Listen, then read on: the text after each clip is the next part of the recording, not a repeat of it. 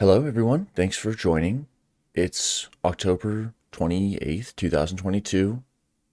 ActInf textbook group, Cohort 2.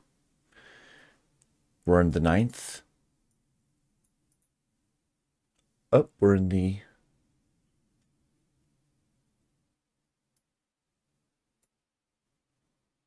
The weeks are shifted back by one.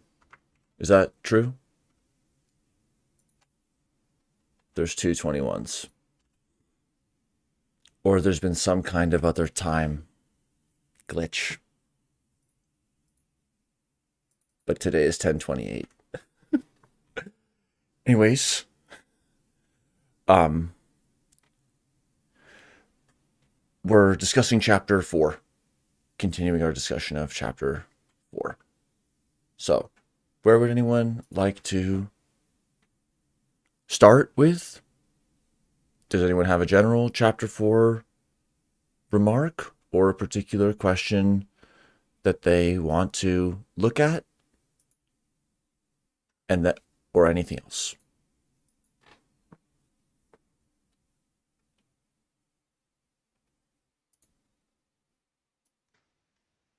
Daniel, it's Bronwyn. Mm-hmm. There's just a lot in chapter 4, obviously, and it sort of, I think it takes in a lot of different aspects of active inference and then sort of piles them all in there and then throws out a whole lot of maths. So, you know, it's unbelievably dense, but, and you know, I don't know any maths. So, but interestingly, as I read it, there's some sort of themes that come out that are sort of simplistic. And I'm wondering if somehow that can be sort of, if you can sort of summarize that today, if that makes sense. They're just sort of like a encapsulated paragraph of the process it goes through. That was one thing. The other thing was the box 4.1, the message passing and inference. Just, I didn't quite get the difference between variational message passing and the belief propagation. Whether it can talk a bit about that. What's that mean?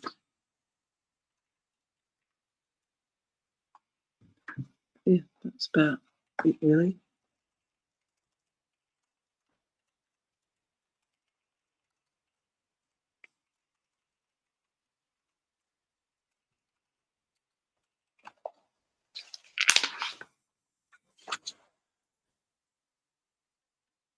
Okay.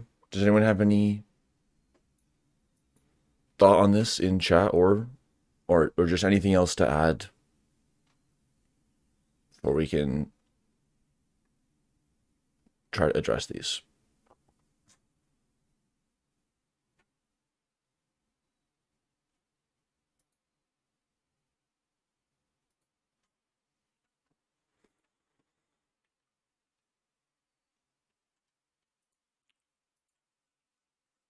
Okay.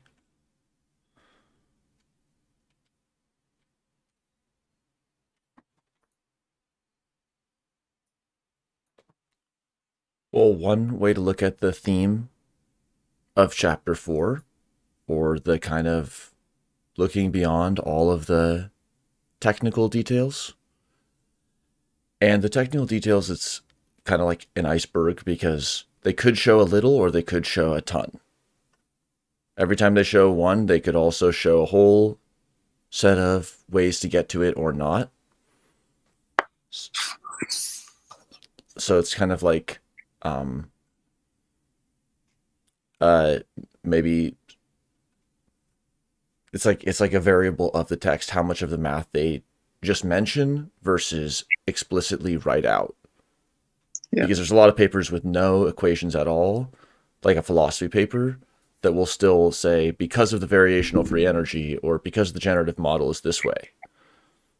So kind of referencing the same topic, and so but different texts, different how much formalism they have. What is the role of the generative model in active inference? What does anyone think about that?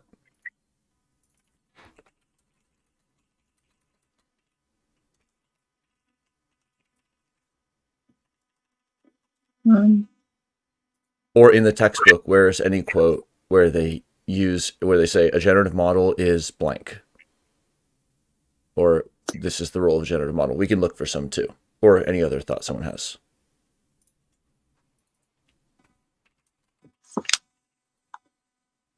I think it says that they can vary depending on the inference problem. That's one thing about generative models.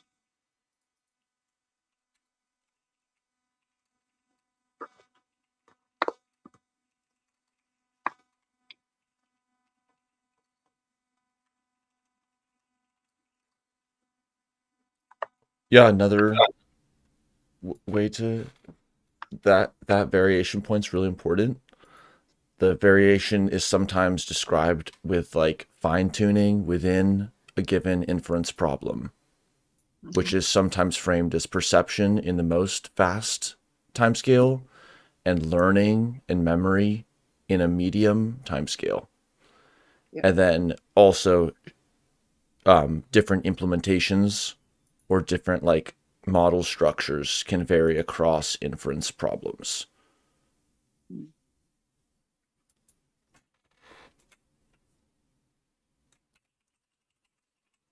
There's also different ways to like write and see the generative model. Can anyone just like list or suggest how are generative models shown or represented?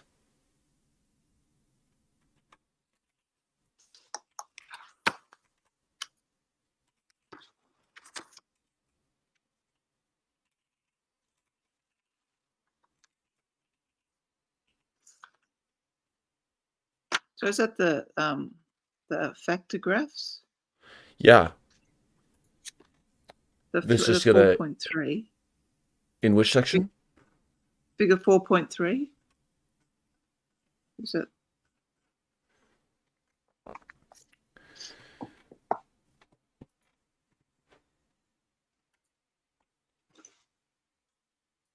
.2. So how one view of the generative model is like this figure 4.3 kind of classic / common representation, the Bayes graph view, with the nodes being a random variable and edges being relationships among variables. And so like if every variable were connected to every variable, like every time point were causal on every time point, every hidden factor influencing every hidden factor, you just have like a fully connected all by all causal association matrix. So that's like the weakest world model. And then you can say, well, the present is like the only intermediating Markov blanket between the future and the past. Or this is the, perception is the only intermediating Markov blanket between observations and hidden states. If you are willing to take those structural assumptions and embody them in the model, the sparsity of the model under many different ways of calculating the model, it just like always gets easier. You might be restricting yourself to a very local neighborhood of models, but pretty much the more you can constrain the edges and the combinatorics. People can add other remarks on this, but simpler models are just simply easier to fit. Better optimization is always achieved by making quadratic or curved type assumptions. It's like a general optimization principle to make things on a smoother, more incrementally updatable related problem.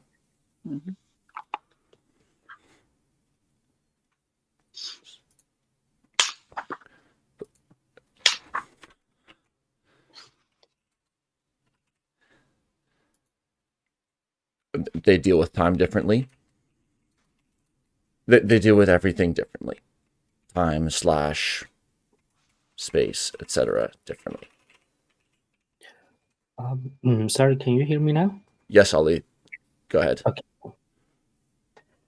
I just wanted to mention this paper, A Tale of Two Densities, which clears up some of the misunderstandings or misconceptions around generative model, because more often than not, people think of generative model as just a structural representation of the entire of the external world. But in active inference, the generative model is usually represented in terms of its recognition density. So this recognition density is something that enables us to, or let's put it this way, it's an approximate posterior probability density that inverts generative mapping from consequences to causes. So it enables us to recognize the hidden states based on the observations and inferring the causes of sensory outcomes, and not just simply as a static representation of the external world.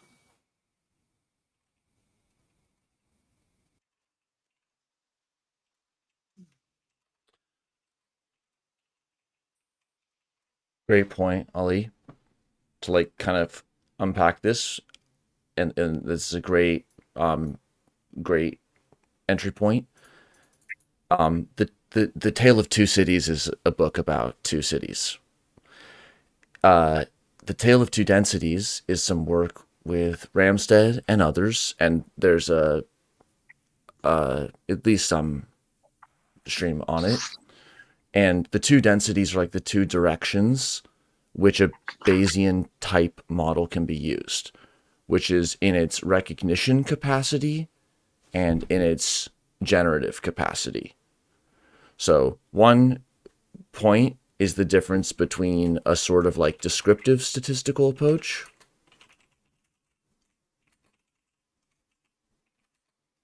whether with p-values or any other type of statistics, where you're just taking observables only and describing them statistically or summarizing them.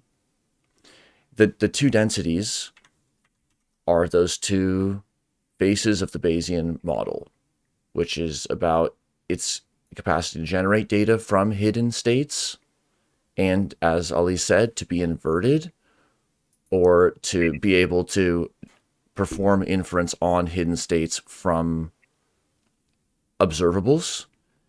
And that is exactly the distinction of S and O. S are unobserved hidden states of the world, which in a causal graphical framework, there's different interpretations of what it means, that causal force, but it's the GM family that one is embodying. And then the observations are O. So, Blue? I'm sorry, I just was going to add to that if you're done, Yeah, but I don't. Go for it. Okay. I just wanted to. I always love listening to that live stream, and Maxwell really stated it really nicely, like the differences between the recognition density and the generative density.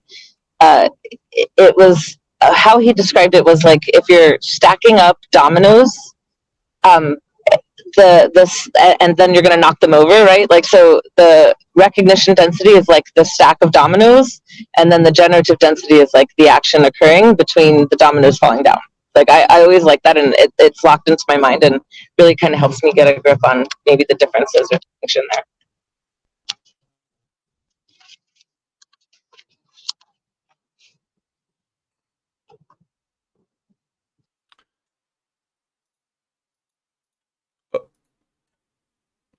Okay.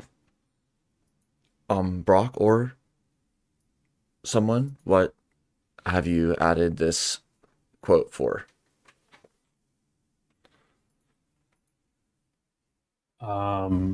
Just on page 64, this is like a referencing equation 4.1, which is right here. It just says that that the generative model is the point that prior and likelihood are sufficient to compute model evidence and probability. So I guess it's a slightly more formal, specific definition and narrow, because right after that, it talks about computational tractability of doing that, and but that seems like the best starting point of the generative model is blank in the book that I was able to find. Nice, good summary. Like in the frog jumping example, prior and likelihood. Left side, prior. Prior beliefs on likelihood of the hidden state, on the probability of the hidden state before the observation. Likelihood model, the larger matrix, it has a different dimensionality than this one, the prior, and it's the mapping of different things. Then there's an observation, but in a sense, none of these beliefs or likelihood models are observed. The observation, O, which is like the experimental data actually being collected, is here. And then everything else are like the cognitive states or internal states or states as modeled by the modeler. And then there's some updating. And in chapter 2, that was being described like in terms of the surprise, self-information, Bayesian surprise. But in the context of what Brock just read, prior and likelihood comprise a generative model. Prior, likelihood, that already compose a generative model, but it's like a car that hasn't been run. And then there's that's when data starts being able to update the model. So that's why many times we see equations like a Bayesian equation, whether represented graphically or with like in like just a single line form, because to specify a Bayesian statistical problem is to have specified the generative model, and vice versa. Ali? And I think it's a general issue regarding the whole active inference literature, because whenever we read a paper in active inference, we need to be quite clear about what do the authors mean by each concept. Because, for instance, in this paper from 2022, Learning Generative Models for Active Inference Using Tensor Networks, they have defined generative model in its traditional statistical form, and not exactly, it doesn't exactly maps onto this somehow more comprehensive or modified definition of generative model in terms of recognition, density, and so on. So and it also extends to every other concept we encounter in any other active inference paper.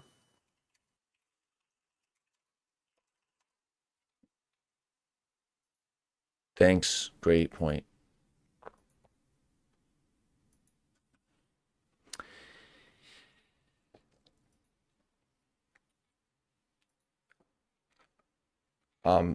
Yeah, that's good point. the purpose of just bringing back to chapter 2 and this example is just to situate everything that's happening with the theoretical, like data-free math of ActInf, and also the data-oriented aspect of ActInf, which is, to give a deflationary perspective, a specified Bayesian statistical model, and then data that model has legibility around. Of course, you can, have it, it could be the wrong model for the situation, and so on. But this is like the statistical scenario, which is just prior likelihood data. And then this posterior can become that one's prior. And that's just can be modeled different ways. In continuous time, in discrete time. And again, the whole point is just reduce the theoretical novelty of active inference, because it's more like Bayesian statistical modeling in this mode than many other things. And so a lot of the questions, and they're great questions that come up and have come up in statistics before, but kind of in a new way here. Like these are general statistical questions. They're statistical questions involving action, building on some of the causal statistical developments from Parr and others who brought in like just the concept of the Markov boundary in that like 90s, 80s, and 90s and beyond period. It's using those kinds of statistical techniques developed for Bayesian statistical settings in the last 5 to 50 years in the setting of action and niche dynamics. Also connecting in some way that's not fully characterized yet with some more physics-like formalizations, like the Bayesian mechanics. But that's not the first kind of connection between statistical optimization and physics theories, which is kind of the whole idea of like why you can kind of roll the ball to the bottom of the hill physically, and then the statistical optimization works like that too. So the generative model chapter, to kind of return to 4 and the first part of Bronwyn's earlier question, I think is this chapter is describing many important aspects and 2 fundamental types of generative models, those dealing with active inference in a discrete time formalization and a continuous time formalization, because there's also other ways to do it, probably. It's just giving technical details on what those generative models are, because that is the entity description. That's the unit of perception, cognition, action. That's the empirical model as used in the computer to recognize data, to generate data. So this is like kind of the core idea. And sometimes it's dealt into like, sometimes it's just mentioned But when it's mentioned, that's why this is the textbook. So that in some other philosophy paper, they're not going to have this, but this is kind of what is being discussed when those terms are used in qualitative settings or in conversation, with Ollie's caveat, of course, that everyone is using it differently. And then in terms of like scientific review and in evaluating like a technology or some claim or something, if someone says the generative model does this or it has this characteristic, these are like the specific aspects that would characterize that claim being true.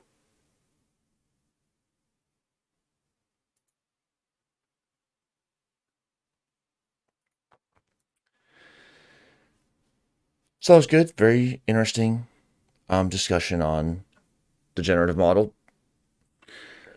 How about the box?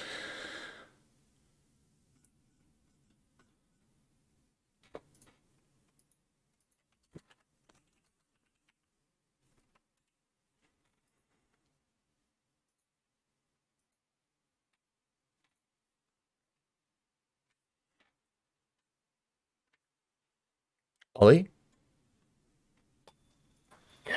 Well, as far as I understand it, the difference between variational message passing and belief propagation basically comes to the difference in a holistic view of the approximate inference computation and the recursive or step-by-step computation of it.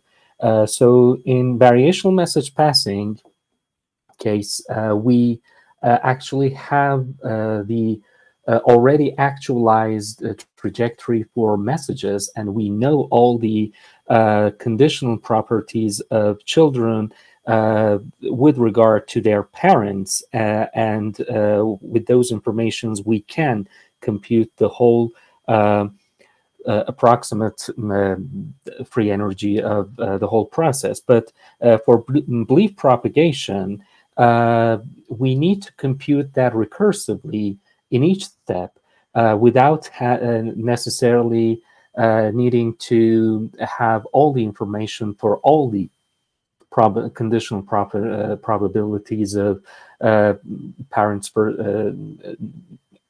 children with regard to parents beforehand. So, but another important difference between them is that the belief propagation takes account for all the messages that has happened up to the point of B, or the point that we're momentarily dealing with that point. So because of that, we divide the whole process with the probability of the B, because we don't want to include the B in the process yet.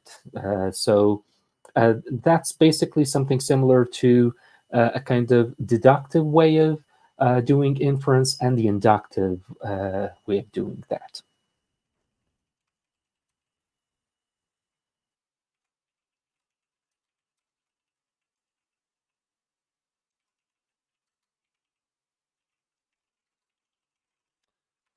Awesome. Thank you, Ollie. That's very insightful.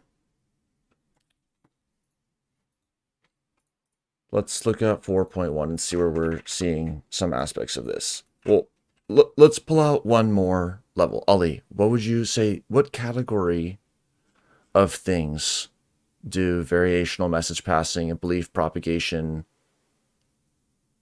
what is the category that even makes these things comparable?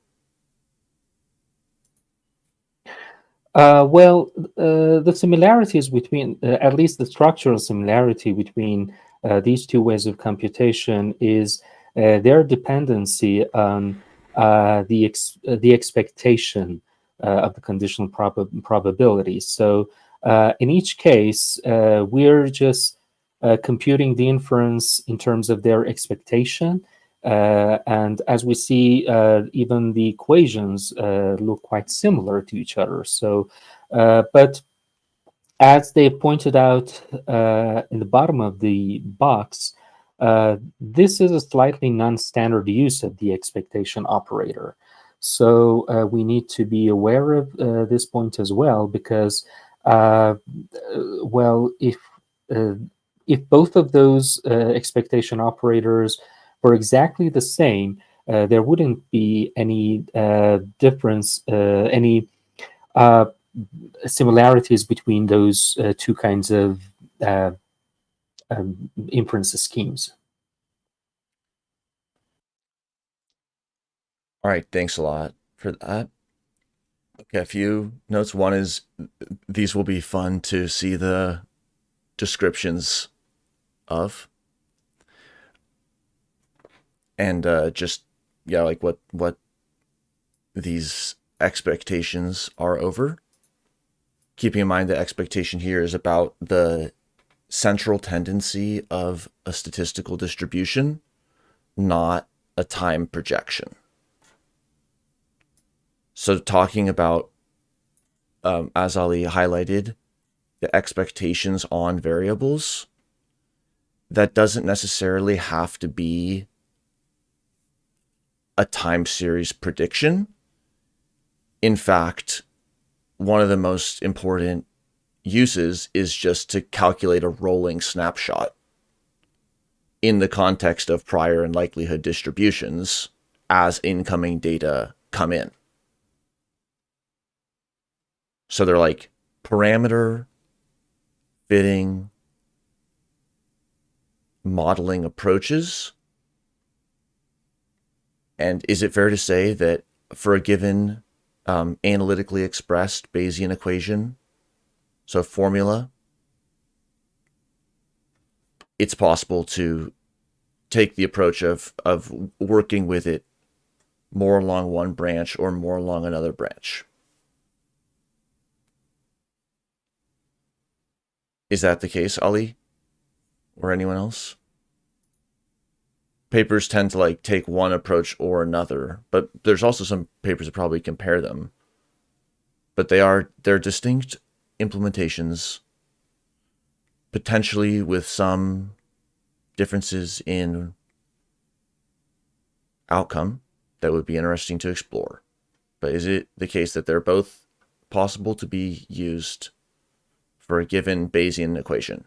If we wanted to do the frog jumping out of the hand, could there be a variational message passing and a belief propagation implementation?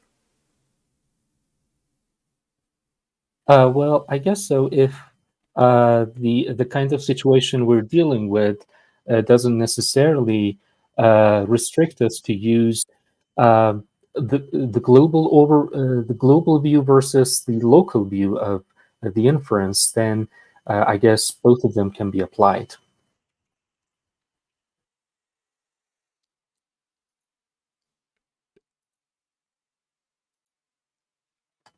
Okay. Or let's say it this way. Sorry, just to add one other point. The variational message passing is kind of, let's say, omniscient like view of the situation, because we know all the conditional probabilities of each node. But for the belief propagation, we're dealing with the explore-exploit dilemma.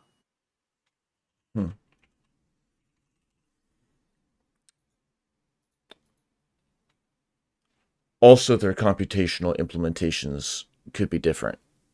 So a given language or package might only enable one, and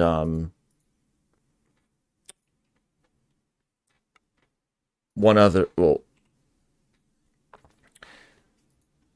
let's return in the last 20 minutes back to the text, and if we go there, we go there.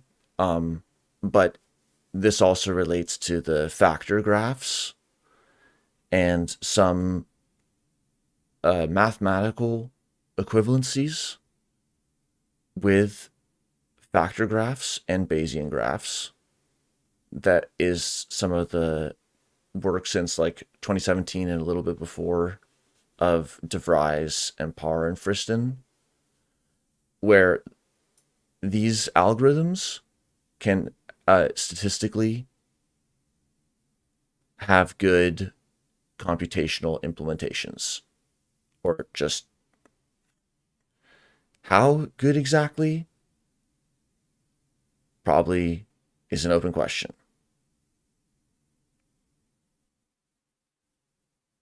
But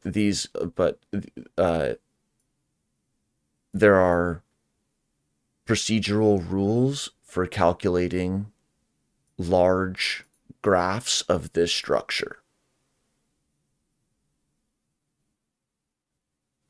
which is why they represent recent developments in Bayesian computational statistics. It would be awesome to hear from someone who's working with those kinds of large-scale implementations, but that is my kind of outside interpretation.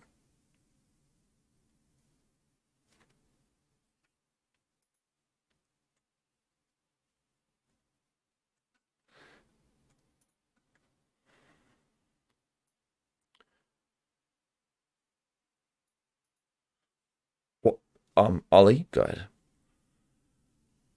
And also, there are some recent developments in the making these kind of computations more tractable, and making reducing the complexity classes of the computations. One example is this recent algorithm called branching time active inference, developed by Théophile Champion and others, and also the work done by Baron Millage, such as the inference learning or the hybrid predictive coding, is also an attempt to reduce the complexity classes of these kind of implementations, which can be I believe can be a promising path towards achieving to a more tractable and computationally effective way of computing these inferences.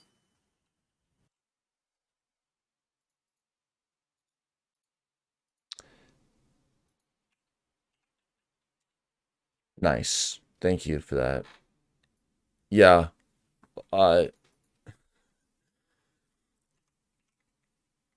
There's sort of like a meme, like machine learning is statistics and all that.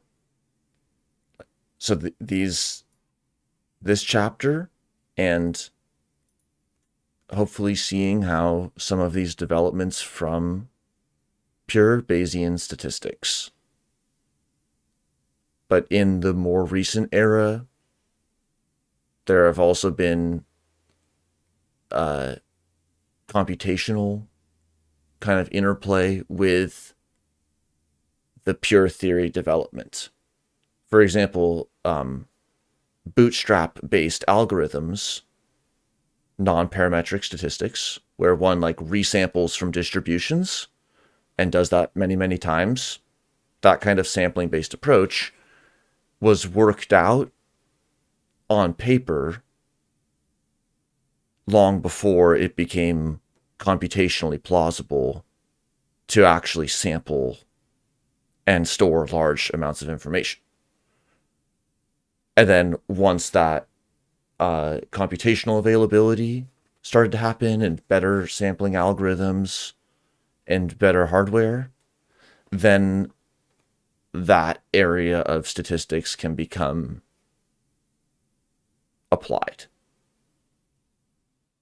which sometimes requires more theoretical development, but often not. It's often just simply a question of the implementation being written from like a code or computational implementation perspective. So there's a lot of equivalences in ActInf, but I think so the juxtaposition of figure 4.3, generative models, with Markov blankets first, and then saying these are different heuristics, computational implementations, model fitting approaches, and others,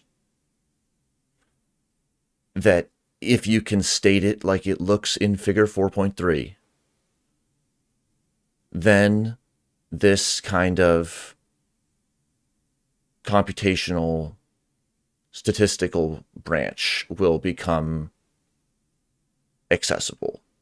It's like if they showed, here's the linear regression, and here's the R method, or here's the Python script that you can use, or here's the optimization. Here's 3 ways that you can optimize a linear regression. And there are multiple ways to do linear regression. And there's different software packages associated with them too. And so it's like, if your GMs have this structure, then these are optimization implementation approaches that, very importantly, are not sampling based. Now, complexly enough, sampling may have to come into play in the real computational implementation. But that's kind of a deeper or more specific question to a given way that it's applied.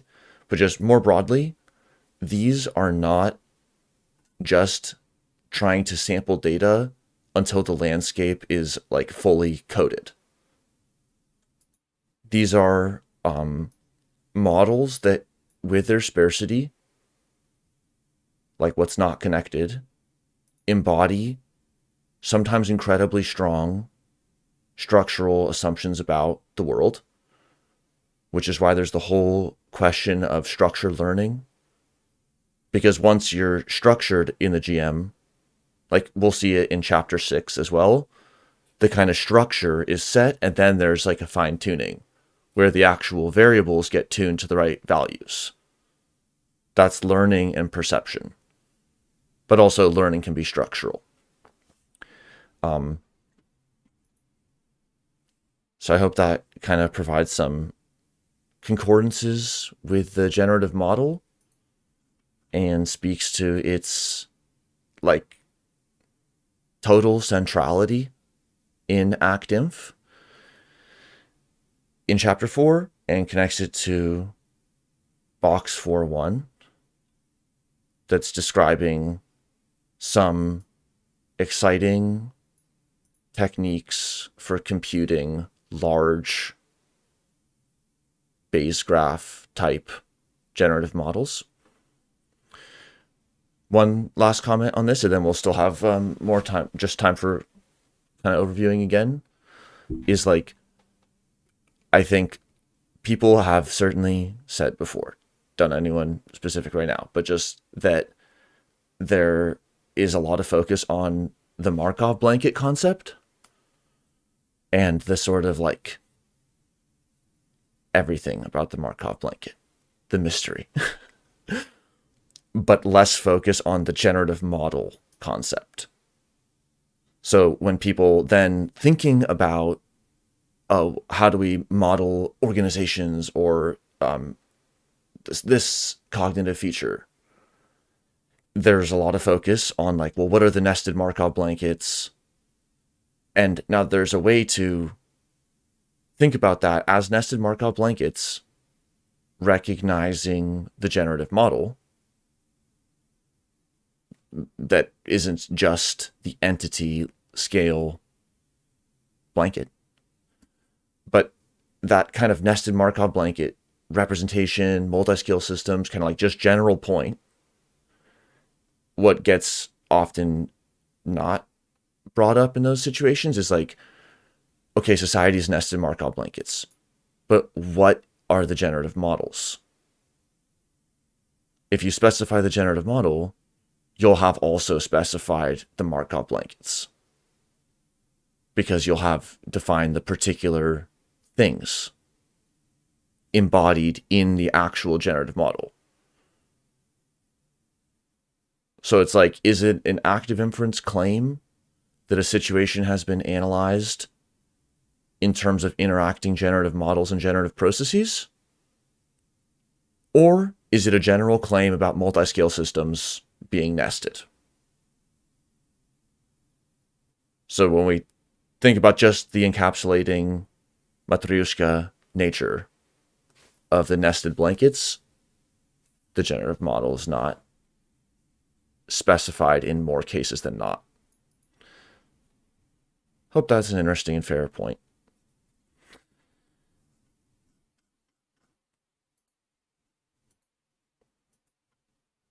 Okay. We have 10 to 12 minutes left. Is there any other like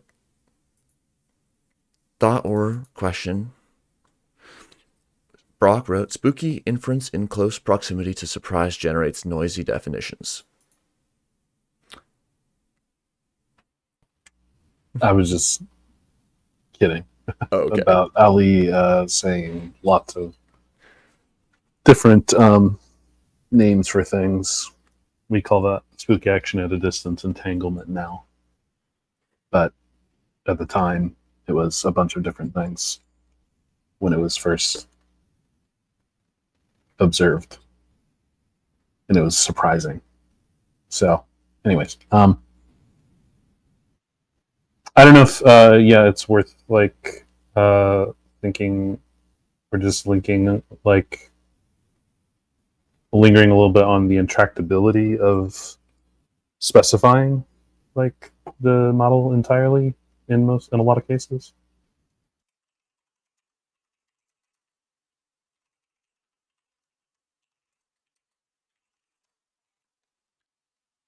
Thanks. Yeah, I think that kind of anticipates some discussions that are in like chapter 6 with the recipe for how to make the generative model, and the difference between like fully specifying a quote toy model, which is to say like a model where you can see it graphically at like this, like just kind of like this is the whole model. In that case, you may be able to create a little information bubble where that is the full model specification. But then in any real situation, even like doing research, let alone doing anything with causal feedback in the loop, the fully specified model just is somewhere between doesn't exist, can't be specified, won't be specified, shouldn't be specified.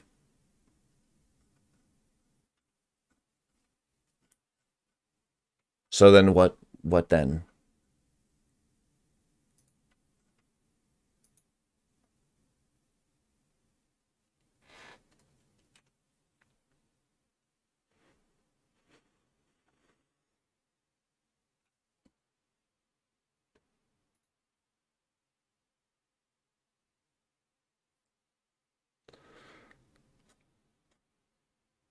Okay, any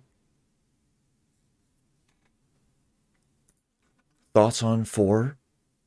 Or let's just look quickly to 5.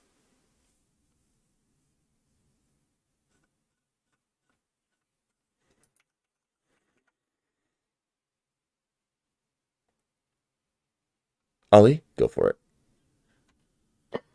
Yeah, just one small point here. I'm not sure if I mentioned it before or not, but there's kind of another type of active inference. Of course, we have very different classes or categories of active inference, but one specific type is called sophisticated inference, which kind of deals with the situations in which,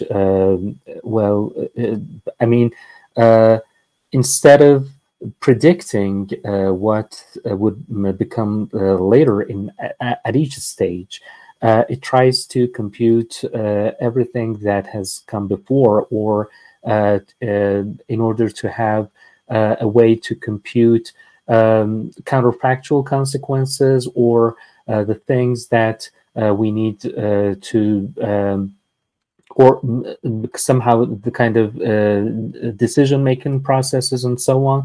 And interestingly, in the paper Branching Time Active Inference, they've stated that this type of active inference is a subset of branching time active inference. I mean, if we just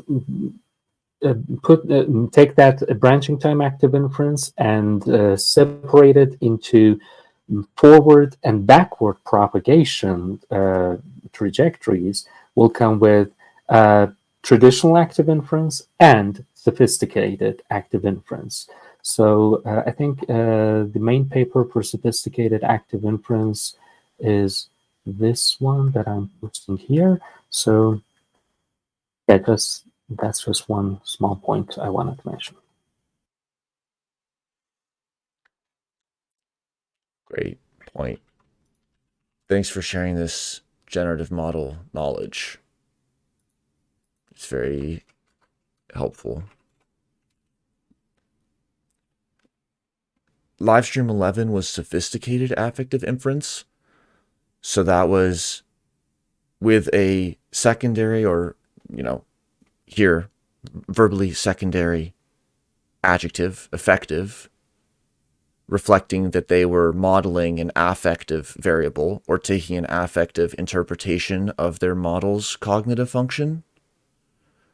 They were doing affective inference in the context of sophisticated inference, which is as Ali described, allows for kind of mapping and modeling of past, present, and future, which is like why in 4.3 there's like a time -1 and time +1. It could have been written as just time +1, time +2, and been like a two-step planning problem. But also there's you can choose different pieces of the time horizons to model. Ali? Or a better way probably a better way to put it is to say that in situations where we have beliefs about beliefs, this kind of sophisticated inference can come into play instead of just beliefs Great. about states. And the composability of Bayesian graphs is high, which is what allows all of these different structural models to be explored, like nested models that represent spatial enclosure, nested models that represent counterfactuals, models that consider the past and are able to reconsider the past observations, models that don't, all of the, like a memoryless process. Wow. All right. Chapter 5 is quite different, and we'll just look through it and see how different it is. It's going to pick up on this message passing topic, which will be cool to revisit again and consider it primarily from the context of neurobiology. In this chapter, we focus on the process theories that arise from Chapter 4. Central to this implementation of Bayesian belief updating is the notion of Bayesian message passing. Microcircuits and messages. Cortical layers. Part of the mammalian brain. Mammal neuroanatomy. Mammal computational cerebral neuroanatomy. Abstract hierarchical predictive coding model.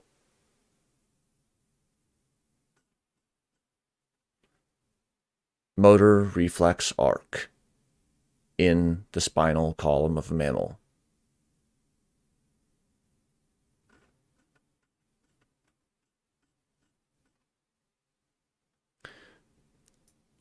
Policy selection, computational neuroanatomy in the mammal brain.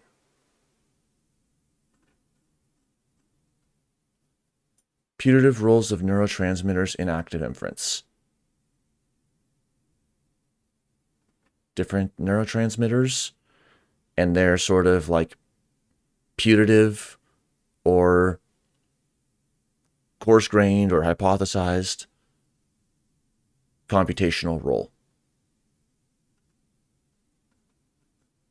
And different studies that support that computational role for that neurotransmitter.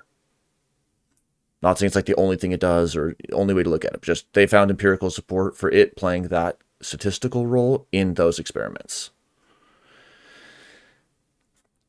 Then some early moves towards integrating continuous and discrete models, which returns later in the second half of the book. And the closing figure is showing all of the three examples from neuroanatomy together.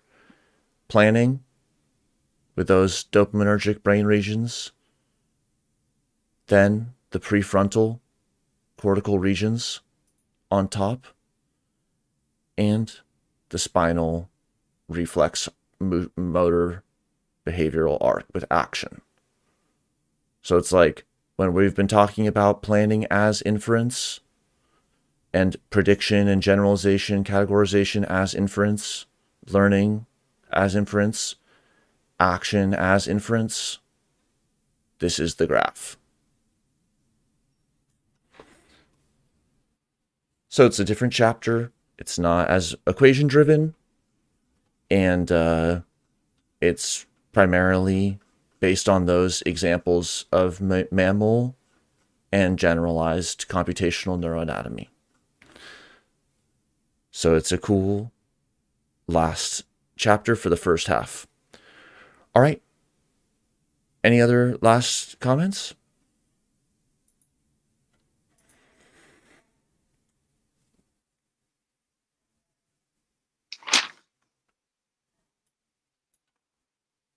Okay, I'll stop the recording. Thank you.